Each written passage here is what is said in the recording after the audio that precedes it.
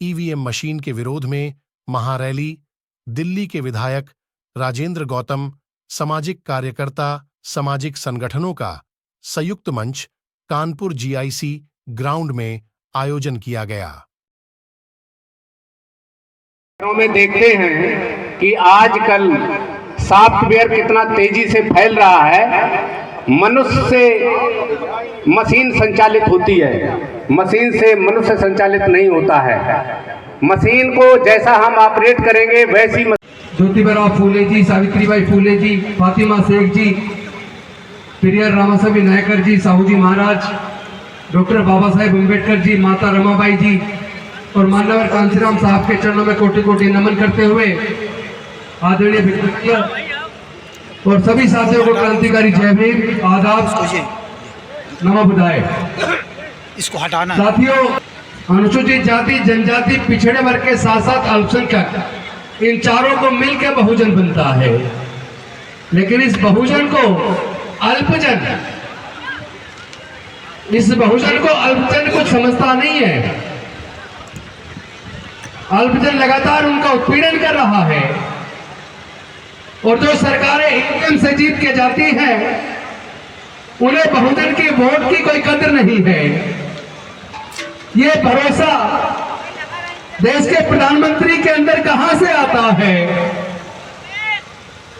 कि पिछली बार कहा था 300 पार तो 300 पार हो गई और इस बार कह रहे 400 पार। एक्चुअली ये भरोसा उन्हें आपकी वोट नहीं चाहिए, आपके वोट से नहीं, ये भरोसा उन्हें ईवीएम से आता है। इसी वजह से लोगों की भावनाओं की कोई कदर नहीं है। देश में अनुसूचित जाति, जनजाति, पिछड़ा वर्ग और अल्पसंख्यक समाज की कोई कदर नहीं है। वो जानते हैं कि डॉक्टर बाबा साहेब अम्बेडकर जी ने बड़े मुश्किल से देश के लोगों को वोट का अधिकार दिलवाया, क्योंकि जब संविधान सभा में इस बात पर चर्चा शुरू हुई कि अब अंग्रेज जाने वाले हैं, अपनी सरकार चुननी है, तो वोट का अधिकार किसको देना है। तो आपको पता होना चाहिए संविधान सभा के ज्यादातर सदस्य वोट का अधिकार केवल जो इनकम टैक्स पे करते थे या जो बड़े जमींदार थे या जो ग्रेजुएट थे, केवल इन 3 श्रेणी के लोगों को वोट का अधिकार देना चाहते थे। लेकिन बाबा साहब ने सोचा कि इस मनुस्मृति के तहत देश के तमाम जो गरीब लोग हैं, दलित हैं, पिछड़े हैं, आदिवासी हैं, इनको पढ़ने का अधिकार नहीं था, इनको व्यापार करने का अधिकार नहीं था, इनको संपत्ति का अधिकार नहीं था, तो इनको वोट का अधिकार वो देना नहीं चाहते थे। भला वो डॉक्टर बाबा साहेब अम्बेडकर जी का वो संविधान सभा के सामने अड़ गए और उन्होंने कहा कि वोट का केवल इनकम टैक्स देने वालों को नहीं, केवल ग्रेजुएट को नहीं, केवल बड़े जमींदारों को नहीं, बल्कि भारत में रहने वाले सभी लोगों को समान रूप से, अमीर हो या गरीब हो, पढ़ा लिखा हो या अनपढ़ हो, सबको 1 vote 1 value, 1 man 1 vote 1 vote 1 value, यानी सबको बराबर का अधिकार दिया। और उसके बाद जब 1984 में बीएसपी बनी और बीएसपी का जो बहुजन मूवमेंट चला, जिसने देश में दलितों को, पिछड़ों को, आदिवासी आने लगा और उससे बोलने की ताकत आ गई, उन्होंने सोचा इनकी ताकत को छीनना है। लेकिन ये जो संविधान के तहत ये जो डॉक्टर अम्बेडकर ने सबको 1 मैन 1 वोट 1 वोट 1 वैल्यू दिलवा दिया, तो चुनाव जीतने के लिए तो इनकी वोट की जरूरत है। तो इनका रिजर्वेशन कैसे खत्म करें? तो सबसे पहले उन्होंने क्या किया, उन्होंने धीरे धीरे प्राइवेट स्कूल खोलने शुरू किए और सरकारी स्कूलों को कमजोर करना शुरू कर दिया। और धीरे धीरे फिर नो डिटेंशन पॉलिसी ले आए कि किसी को भी फेल मत करो, पहली से 8वीं तक ऐसे ही पास कर दो। बच्चे को कुछ सिखाया नहीं जा रहा, बच्चे को कुछ पढ़ाया नहीं जा रहा, क्योंकि पढ़ जाएगा तो काबिल हो जाएगा, उसे तो केवल मजदूर चाहिए, सस्ते मजदूर, ताकि उनकी फैक्ट्रियों में, उनके खेतों में सस्ते मजदूर मिल जाए। क्योंकि जो पढ़ेगा वो बढ़ेगा, जो पढ़ेगा उसका दिमाग खुलेगा, जो पढ़ेगा उसे अच्छे बुरे में अंतर करना आ जाएगा। जो पढ़ेगा वो बोलना सीख जाएगा, वो सवाल करेगा। लेकिन ये सत्ता चाहती नहीं कि कोई उनसे सवाल करे, और खासतौर पे सवाल दलित करे, पिछड़ा करे, आदिवासी करे, अल्पसंख्यक समाज का आदमी करे। वो ये नहीं चाहते, इसलिए वो नहीं चाहते कि इनके बच्चे पढ़े लिखे। इसीलिए उन्होंने प्राइवेट स्कूल खोलना शुरू किया, और उसकी फीस इतनी ज्यादा है कि पैसे के अभाव में इन समाजों के बच्चे मजबूरी में सरकारी स्कूल में पढ़ेंगे, और सरकारी में पढ़ाई का माहौल ही नहीं छोड़ा। जिस स्कूल के अंदर 50 टीचर चाहिए, वहां पे 10 टीचर है, 15 टीचर है। अभी 3 दिन पहले एक आंकड़ा आया, आपने देखा होगा, 3000 स्कूल, 3000 8वीं तक के स्कूल एक कमरे में चल रहे हैं, एक कमरे में। ये तो केवल गुजरात का आंकड़ा है। पूरे देश का देखोगे तो हजारों हजार स्कूल केवल एक कमरे में चल रहे हैं। और जिस स्कूल के अंदर टीचर चाहिए 100, वहां 25 टीचर हैं। जब टीचर ही नहीं होंगे तो पढ़ाई क्या होगी? पढ़ाई का माहौल ही नहीं छोड़ा। सरकारी स्कूलों को कमजोर कर दिया, और केवल कमजोर नहीं किया, मैंने खुद आरटीआई लगाई थी, मैं आरटीआई एक्टिविस्ट भी हूं वकील के साथ साथ। उसमें जवाब मिला, पिछले 15 से 20 सालों में 2.25 लाख सरकारी स्कूल बंद हो गए। 2.25 लाख सरकारी स्कूल पिछले 15 सालों में बंद हो गए। मैं पूछना चाहता हूं, देश की जनसंख्या बढ़ रही है या कम हो रही है? देश की जनसंख्या बढ़ रही है तो और स्कूल खुलने चाहिए थे, लेकिन खुलने की बजाय 2.25 लाख सरकारी स्कूल पिछले 15-20 सालों में बंद हो गए। बेरोजगारी बढ़ रही है, महंगाई बढ़ रही है, और उन्हें आपकी वोट की चिंता नहीं है। क्यों? क्योंकि उन्होंने देखा कि बहुजन समाज जाग गया है, पढ़ने लिखने लगा है, आगे बढ़ने लगा है। अब वो बहुजन समाज के नेताओं को वोट डालता है, उनकी पार्टी मजबूत हो रही है, उनके नेता मजबूत हो रहे हैं। जो स्वर्ण लोग संसद के अंदर 70% से ज्यादा स्वर्ण सांसद होते थे, वो घटते घटते घटते घटते 40% रह गए। 70% से घट के 40% पे आ गए।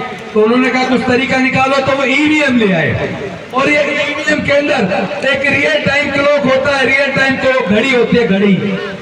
ये ईवीएम में घड़ी क्यों है पता है आपको?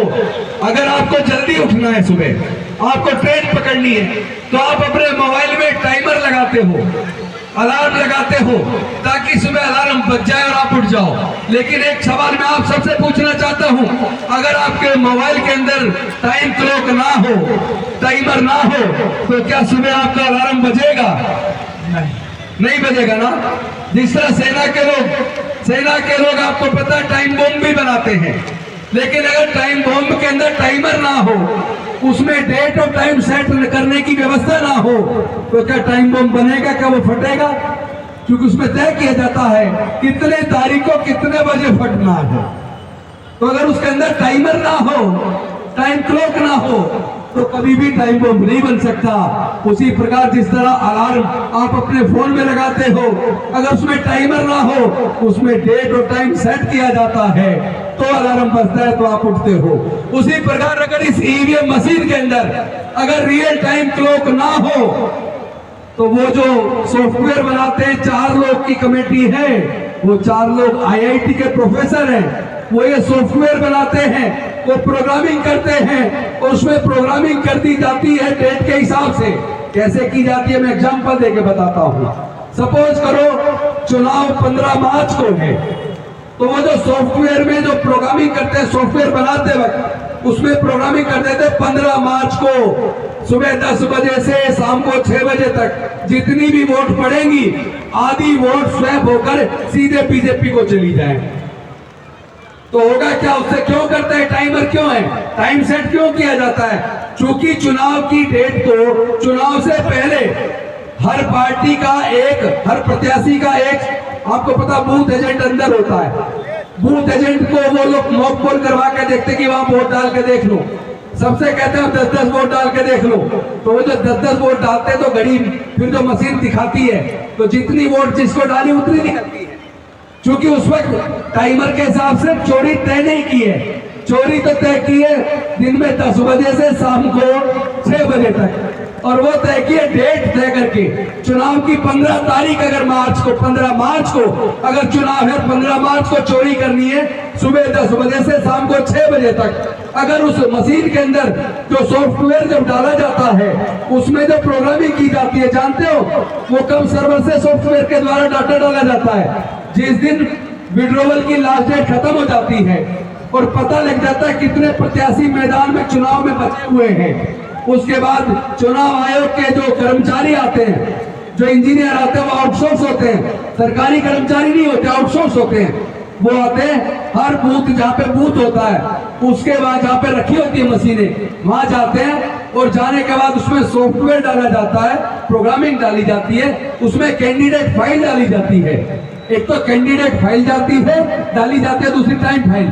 कैंडिडेट फाइल में वो डाटा होता है कि कौन कौन कैंडिडेट चुनाव मैदान में है, किस किस पार्टी के हैं, और उसी वक्त अगर कंप्यूटर से जब वो डालते हैं, उसी से अगर उन्होंने डाल दिया 15 तारीख को सुबह 10 बजे से शाम को 6 बजे तक, जितनी भी वोट पड़े आधी वोट ऑटोमेटिक अपने आप चोरी होंगे और बीजेपी को चली जाए। तो फिर ये बताइए उसको चोरी को क्या कोई पकड़ सकता है क्या? क्योंकि जब मॉक पोल करके दिखाया जाता है उस वक्त चोरी तय नहीं की है, चोरी टाइम और डेट के हिसाब से तय की है।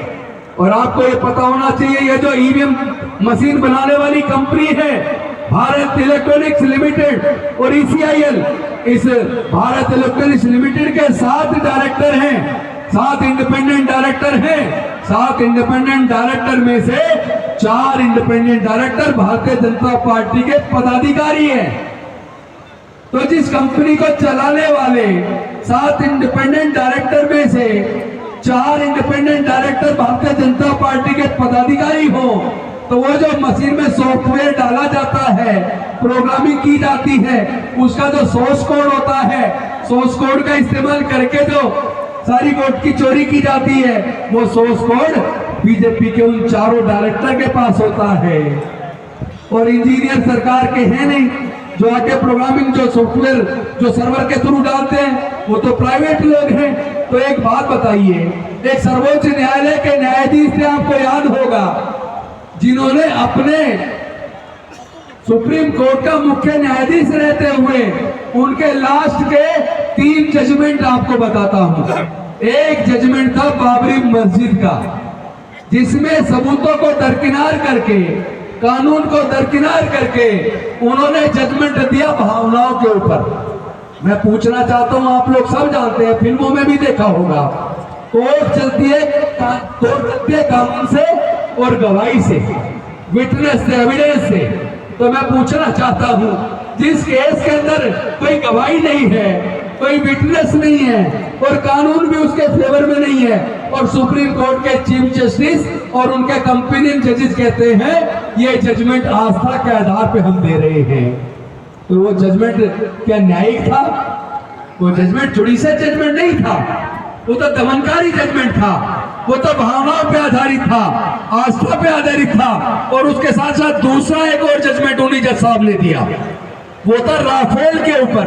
ये राफेल जो जहाज है, ये जो लड़ाकू जहाज है, जिसकी कीमत जब यूपीए सरकार थी कांग्रेस के नेतृत्व में, जिसकी कीमत लगभग 500 करोड़ थी, उसको उन्होंने 1500 करोड़ से भी ज्यादा में खरीदा, 1500 करोड़ से भी ज्यादा कीमत देके खरीदा।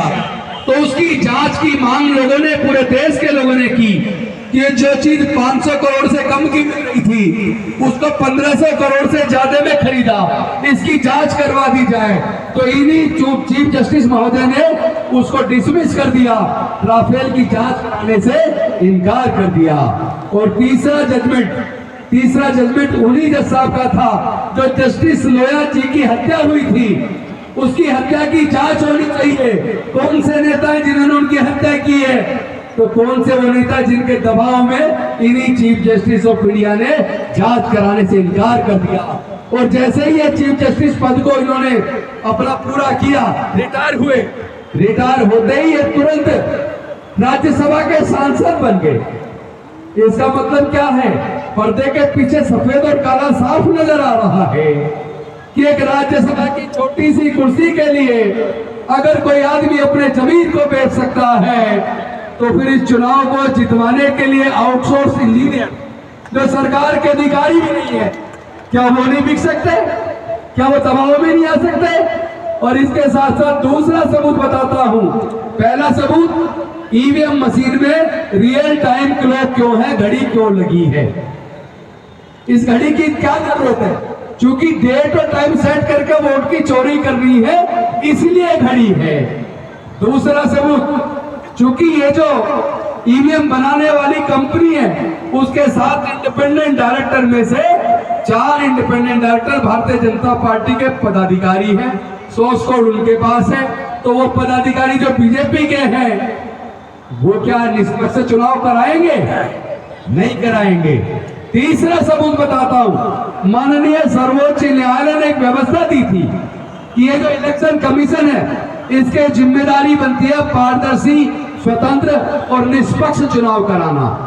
तो इसके लिए जो 3 सदस्यीय कमेटी है चुनाव आयोग, एक मुख्य न्यायाधीश, वो एक मुख्य जो चीफ इलेक्शन कमिश्नर और 2 इलेक्शन कमिश्नर, ये 3 सदस्यों को चुनने वाले लोगों की कमेटी है, 3 लोगों की। उसमें एक देश के प्रधानमंत्री होंगे, एक विपक्ष के नेता होंगे और तीसरे इंडिपेंडेंट जो व्यक्ति होंगे वो चीफ जस्टिस ऑफ इंडिया होंगे, यानी भारत के सर्वोच्च न्यायाधीश होंगे।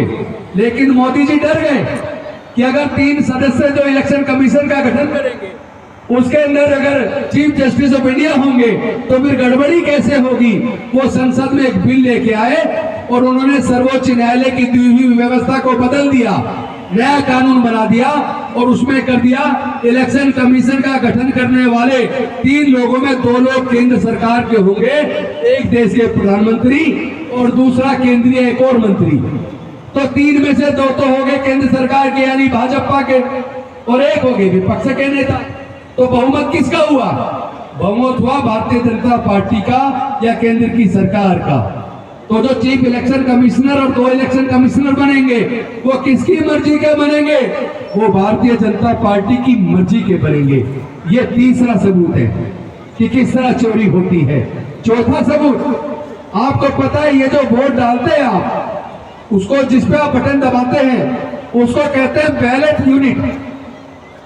बैलेट यूनिट में आप बटन दबाते हो तो अंदर जो सर्वे जो डाटा होता है वो एबीसी के हिसाब से होता है। जो बटन होता है एबीसी के हिसाब से होता है और ए से जेड तक यानी 26 लेटर हो गए। अगर 26 से ज्यादा चुनाव मैदान में लोग हों तो फिर ईवीएम मशीन से चुनाव नहीं हो सकता, बैलेट पेपर से कराना पड़ेगा, उनकी मजबूरी हो जाएगी। लेकिन इलेक्शन कमीशन क्या करता है, 26 से ज्यादा चुनाव में कैंडिडेट होने नहीं देता, उन बहुत सारों को वो रिजेक्ट कर देता, उनको कैंसिल इनवैलिड कर देता उनके पेपर्स को, ताकि चुनाव ईवीएम से हो।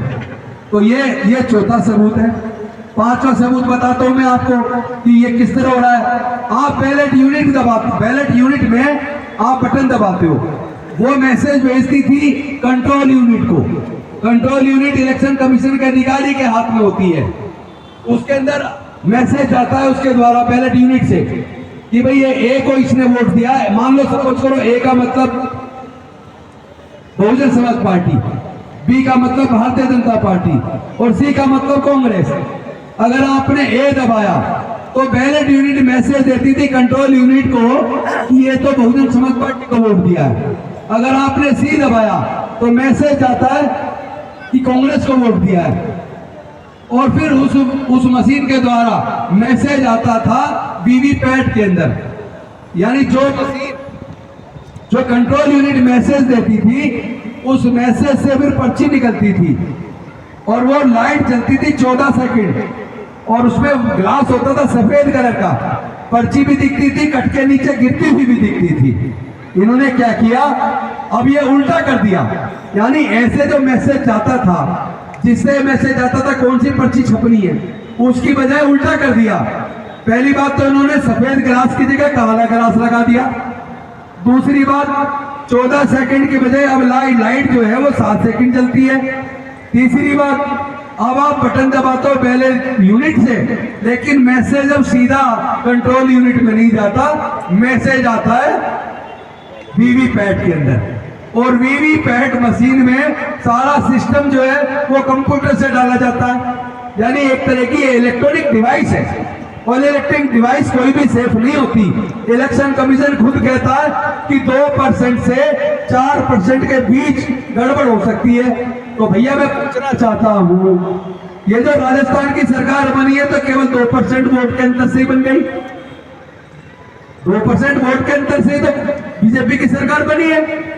और जो आपको याद होगा हिमाचल की सरकार बनी थी कांग्रेस की 1% वोट के अंतर से। तो 2% वोट की चोरी होते ही तो समझ लो सरकारें पलट जाती हैं।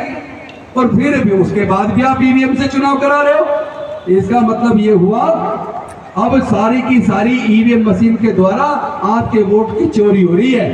इलेक्शन कमीशन की जिम्मेदारी संविधान देता है इलेक्शन कमीशन को जिम्मेदारी। भारत का संविधान इलेक्शन कमीशन को यह जिम्मेदारी देता है कि आप निष्पक्ष और पूरी तरह ईमानदारी वाला पारदर्शी चुनाव कराओ। वो दादागिरी करने की इजाजत नहीं देता। इलेक्शन कमीशन सरकार नहीं है। इलेक्शन कमीशन गुंडागर्दी क्यों कर रही है? इलेक्शन कमीशन जनता का भरोसा जब ईवीएम में नहीं है तो इलेक्शन कमीशन फिर ईवीएम से चुनाव कराने की ये जिद पे क्यों अड़ा है? ये जिद क्यों है भाई? इसलिए क्योंकि इलेक्शन कमीशन के चीफ इलेक्शन कमिश्नर और 2 इलेक्शन कमिश्नर को मोदी जी ने चुना है। वो मोदी जी के प्रति वफादारी दिखा रहा है। जिस संविधान के तहत चुना, संविधान के प्रति वफादारी नहीं है। देश की जनता के प्रति वफादारी नहीं है। देश की वोट, जनता की वोट की कोई वैल्यू नहीं है। उनकी वोट की चोरी हो रही है। जिन देशों ने ये ईवीएम मशीन बनाई है उन देशों को, ये 5वां पॉइंट है, जिन देशों ने ईवीएम मशीन बनाई है उनको खुद ने कह दिया ईवीएम पे कोई भरोसा नहीं है, इससे चोरी हो सकती है, इसलिए वो देश ईवीएम से चुनाव नहीं कराते, वो बैलेट पेपर से चुनाव कराते हैं। वो बैलेट पेपर से चुनाव कराते हैं। इसका मतलब क्या हुआ?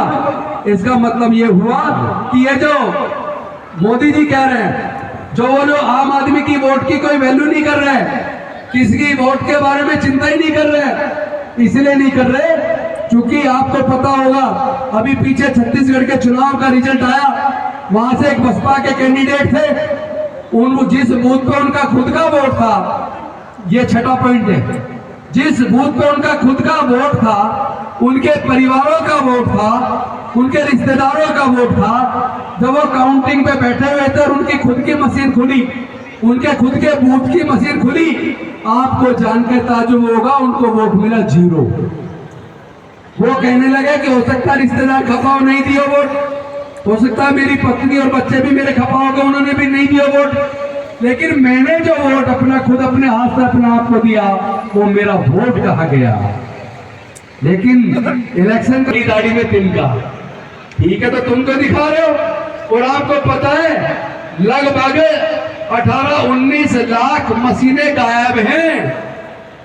अभी तक कुछ नहीं पता चल रहा कि 18-19 लाख मशीनें कहां चली गई। 4.5 लाख से ज्यादा वीवीपैट खराब है, कोई जवाब ही नहीं है इलेक्शन कमीशन के पास। आपको याद है पुलवामा में 40 से ज्यादा जवान शहीद हुए थे। क्या मांगा था उन्होंने केंद्र की सरकार से उन्होंने कहा था हमें 5 प्लेन दे दो, 5 प्लेन से 3 सैनिकों को वहां भिजवा दो, ट्रांजिट करवा दो। लेकिन केंद्र की सरकार ने 5 प्लेन नहीं दिए, उन्हें मजबूर किया बस में बैठ के जाने के लिए। और आपको मैं एक बात बता दूं, आपको ताजुब होगा, मैं खुद एक विधायक हूं, 5.5 साल मंत्री रहा हूं, लेकिन उस वक्त मैं विधायक था। हम 9 एमएलए दिल्ली के जम्मू कश्मीर गए और जम्मू कश्मीर के सरकार के सरकारी गेस्ट बनकर गए, अतिथि बनकर गए, लेकिन हर चौके चप्पे पर हमारी गाड़ी भी रोक के हमें भी नीचे उतार के गाड़ी जांच होती थी। मैं पूछना चाहता हूं, हम तो जम्मू कश्मीर सरकार के अतिथि थे, 9 एमएलए थे, लेकिन फिर भी गाड़ी से उतार के हमारी गाड़ी की भी जांच होती थी। तो ये 300-350 किलो आरडीएक्स लेकर ये गाड़ी जाकर उन सैनिकों की गाड़ी से कैसे टकराई जिसमें 40 से ज्यादा जवान हमारे शहीद हो गए? कौन जिम्मेदार है? कौन जिम्मेदार है उन सैनिकों की शहादत का? ये अपने आप हुआ या करवाया गया? क्यों नहीं उनको प्लेन दिए? अपने लिए 8,000 का प्लेन ले लिया, क्या 5 प्लेन नहीं दे सकते थे वहां सैनिकों को वहां से ट्रांजिट करवाने के लिए? इसलिए संदेह होता है। मैं ये नहीं कह रहा हूं कि ये केंद्र सरकार ने करवाया, मैं नहीं कह रहा, लेकिन मैं ये जानना जरूर चाह रहा हूं उस घटना को 5 साल से ज्यादा हो गए, अभी तक ये जांच से कुछ भी पता क्यों नहीं लगा कि वो RDX कौन लेकर आया था, वो विस्फोट किसने करवाया था, RDX का इंतजाम कहां से हुआ था, वो गाड़ी जिसकी थी उसका क्या हुआ, तो जांच का आज तक रिजल्ट क्यों नहीं आया। तो क्या संदेह नहीं होगा? संदेह होगा या नहीं होगा? बताइए आप लोग। होगा, संदेह होगा ना? होगा। जिस जगह आपकी ईवीएम मशीन खुल रही है, आप खुद चुनाव लड़ रहे हैं, आपका परिवार है, रिश्तेदार है, वहां आपको 0 वोट आ रहा, आपकी खुद की वोट भी नहीं मिल रही, तो संदेह पैदा होगा या नहीं होगा? होगा। इसका मतलब ईवीएम से वोट की चोरी होती है। मानते हो अपनी मानते, दोनों हाथ करके खड़े बता दो, ईवीएम से वोट की चोरी होती है नहीं होती है? होती है। आज हम 4 साथी आने वाले थे, चूंकि ये